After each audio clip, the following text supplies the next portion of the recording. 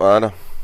Donc bonjour tout le monde, c'est Getsuga et on se retrouve donc pour une nouvelle vidéo. Donc on avait fait une vidéo pour donc tout ce qui était la récap FCO, etc. Les projets Oxyburn que je vous en avais parlé, vous présenter un peu le staff, etc. Et là je vais faire une autre vidéo donc qui n'a strictement rien à voir mais qui peut être super intéressant donc pour tous ceux qui sont dans le staff, etc. qui sont managers. Bon, surtout pour les managers, donc comment manager une équipe. Donc je pensais que c'était une bonne vidéo.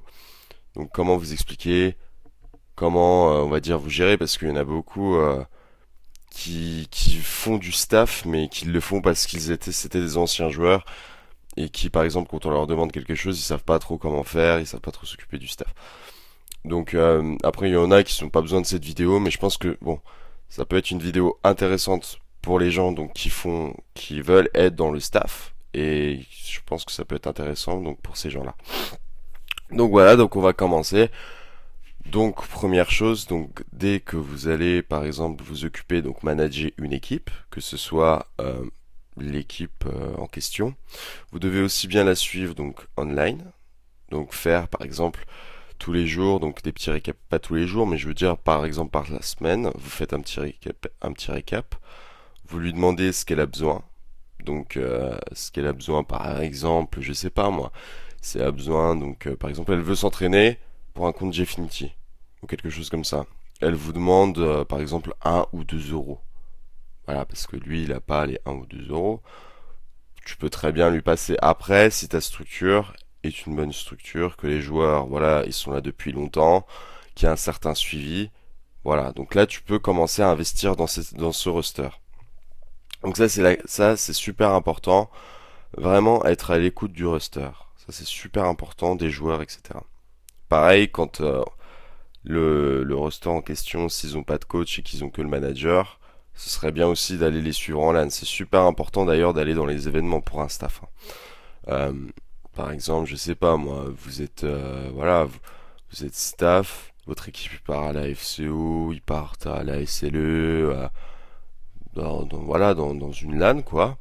Et si jamais vous avez envie donc vous devez avoir quand même un suivi avec votre équipe, donc accompagnez-les, c'est super important quoi. Donc ça c'est la deuxième chose, voilà. Alors troisième chose, je pense que ça va être, on va dire, le plus important à gérer, c'est au niveau donc de votre structure. C'est-à-dire que vos présidents, voilà, donc votre président, votre coprésident, etc., vous devez lui être super à l'écoute. Si vous demande quelque chose, vous devez le faire. C'est très important. Vous êtes manager, vous vous occupez aussi bien du management, donc des équipes, de la structure. Voilà, donc vous avez quand même deux choses à faire. La structure, le roster. Vous voyez, c'est deux choses qui sont deux choses qui sont totalement différentes. Donc vous avez ce point-là. Donc la structure, par exemple, je sais pas moi, si vous parlez d'un projet, on va dire, d'une maquette, ce que j'ai fait là récemment, nous chez Oxybon, donc on a contacté un GFX. Donc le GFX, donc maintenant qu'on a recruté chez Oxyburn parce que il a fait vraiment du super bon travail avec cette maquette maillot. Donc beaucoup sur Twitter ont dit justement que la maquette maillot était trop simple, mais nous on voulait pas quelque chose, vous savez, qui pète, etc. On voulait vraiment quelque chose de simple, c'est-à-dire trois couleurs basiques, donc du gris, du orange et du blanc. Voilà, c'est tout ce qu'on voulait. Et je pense que c'est super important d'avoir quelque chose de sobre, pas quelque chose qui claque aux yeux, etc. Même si vous voyez donc cette face là, il y aura pratiquement rien, ce sera que du blanc. Moi j'aime bien, c'est vraiment joli.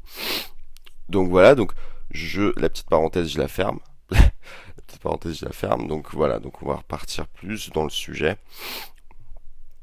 Donc si vous avez un projet donc comme la structure par exemple le maillot, voilà, petit exemple, vous devez par exemple parler à votre président. Donc le président, vous devez lui dire tous vos projets. Si vous avez un projet ou quoi que ce soit, voilà, par exemple projet maillot, et bah c'est parti. Vous lui dites bon bah écoutez, écoute, j'aimerais bien qu'on fasse le projet maillot. Donc avec voilà tu présentes aussi le GFX, tu lui dis voilà. Et vous faites ce projet-là à trois, GFX, président et toi. Voilà, c'est super important donc pour un manager aussi qui donne des idées, donc qui fasse des projets. Voilà, donc ça, j'espère que ça c'est super important. Donc ça c'est le troisième point. Et il y en aura encore deux autres. Donc voilà. Donc je vous ai parlé un petit peu des projets, donc pour les structures, je vous ai parlé un petit peu du management de l'équipe. Faire ça, on va dire, donc toutes les semaines, voilà un petit récap. Je vous ai parlé aussi de l'écoute. Donc voilà. Donc, quatrième point, qui m'a l'air, entre guillemets, un petit peu essentiel, c'est la... Vous allez vous foutre de ma gueule, hein. Mais c'est être gentil. C'est pas faire genre le mec qui commande ou quoi, qui est manager, qui va donner des... Tu vois, montrer du doigt et dire, ouais, toi, si tu fais pas des bons résultats, je vais te virer. Ça sert à strictement à rien, donc ça c'est le point, on va dire, à éviter. Donc ne pas commander, ne surtout pas commander les équipes, car si c'est déjà c'est vous qui les avez sélectionnés et c'est pas à vous de les commander. C'est très bien si jamais il se passe quelque chose, une embrouille ou quoi que ce soit dans le roster, parce que moi avant je me suis occupé donc de roster donc qui était assez petit, donc d'une moyenne de 14-13 ans le roster Tencho. Donc voilà, donc c'était un roster vraiment très très jeune, et c'est vrai que tous les jours j'étais obligé d'être là parce qu'il y avait tout le temps des problèmes. Et j'étais que coach à cette époque-là. J'étais pas head manager comme je le suis maintenant. Pour ça. C'est pour ça que voilà, ce point-là, c'est pour ça que je le connais super bien parce que je sais comment ça se passe en fait. Je sais que voilà, il y a des, dans les rosters, surtout les petits, si vous, jamais vous êtes dans la structure et que vous avez un roster jeune, un roster espoir, comme on dit, surtout, euh, ne les commandez pas.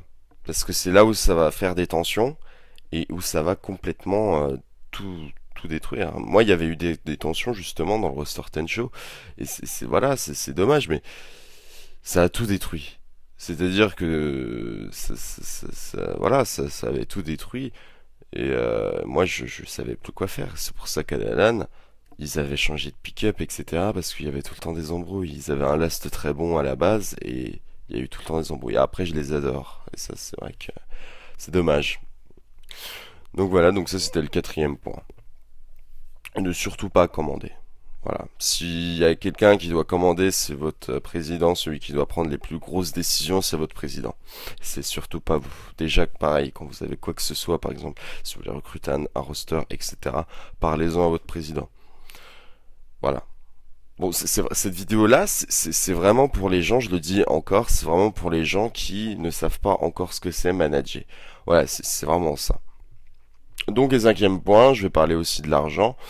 Donc voilà, parler de l'argent, si jamais votre structure commence à se faire un petit peu connaître, etc., vous devez avoir des, on va dire, un certain fonds. C'est-à-dire que vous devez lui parler, donc, par exemple, des idées pour gagner de l'argent, ce qui est normal, hein, parce qu'une société, une entreprise, il faut gagner de l'argent.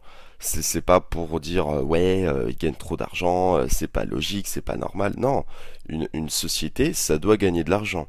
Après voilà, si votre roster par exemple ils font un top 3 à votre à la à une FCO par exemple, s'ils font un top 3 vous prenez 10% sur le cash.